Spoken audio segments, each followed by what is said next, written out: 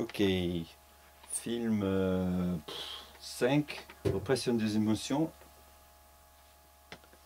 Bonjour Thierry. Bonjour Daniel. Thierry, comment le stress s'accumule dans nous? Alors, comment le stress s'accumule dans nous? En d'autres termes, Daniel, moi j'appelle ça comment on devient des cocottes minutes.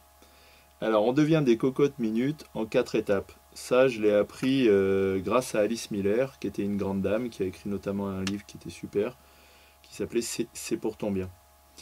Ce processus en fait d'accumulation du stress, où on devient des cocottes minutes dans lequel on est en tension et ça crée des problèmes, du mal et des malheurs, ça va être en 4 étapes.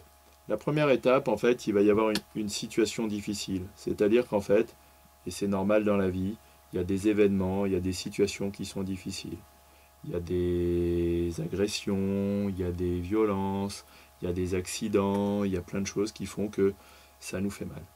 Tous ces événements difficiles, en fait, ce sont des situations stressantes, des situations qui peuvent être traumatisantes. Et ça, en fait, ça va créer des tensions. Et là, ce qui va se passer, c'est que ces tensions, on ne va pas pouvoir les digérer. Pourquoi? Parce qu'en fait, on va les bloquer. C'est-à-dire que normalement, quand il y a une situation difficile, il y a une réaction émotionnelle. Je vous rappelle qu'une émotion, c'est une charge, une tension et puis un soulagement. Mais si vous bloquez l'émotion, ça va faire charge, tension, et puis ça va rester bloqué. Et là, ce qui se passe, c'est que chez l'être humain, il y a 18 verrous pour bloquer.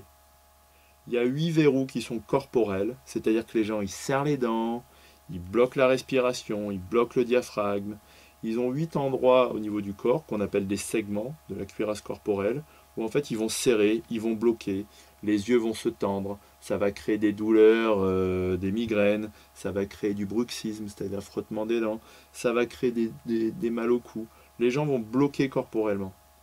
Il y a donc 8 verrous corporels qui sont des verrous mécaniques. Et puis il y a 10 verrous qui sont psychologiques, qui sont ce qu'on appelle les verrous de la répression émotionnelle, mais ça on les verra en détail dans une vidéo ensemble. Et ces 18 verrous au total, ils vont bloquer la personne.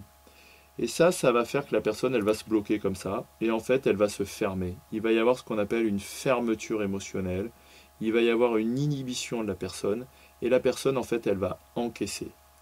Elle va ravaler le truc, et elle va avoir, en fait, le stress à l'intérieur d'elle. Et c'est là qu'en fait, elle va commencer à se sentir mal. Et tout ça, ça va déclencher des troubles, des douleurs, des angoisses, des troubles émotionnels, des troubles comportementaux. Ça va en fait faire des bugs, quoi. Moi, j'appelle ça tout simplement des bugs émotionnels, des bugs psychologiques, des bugs relationnels. C'est-à-dire qu'en fait, vous allez avoir des troubles et des symptômes. Donc, je vous résume la situation, Daniel. Pour se transformer en cocotte minute, c'est très simple, hein. Vous prenez des situations difficiles qui créent des tensions et du stress. Ensuite, les réactions normales pour évacuer ça sont bloquées.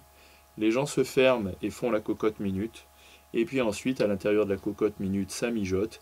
Et puis ça fait des troubles, des symptômes qui, selon le mal que vous avez eu au départ, vont se manifester de différentes manières. Voilà Daniel, j'espère que je vous ai expliqué grosso modo en quelques minutes le schéma. On verra plus en détail les verrous, notamment psychologiques, puisque je vous ai dit qu'il y avait 10 verrous au niveau de la tête et 8 verrous au niveau du corps. Merci Thierry. Je vous en prie.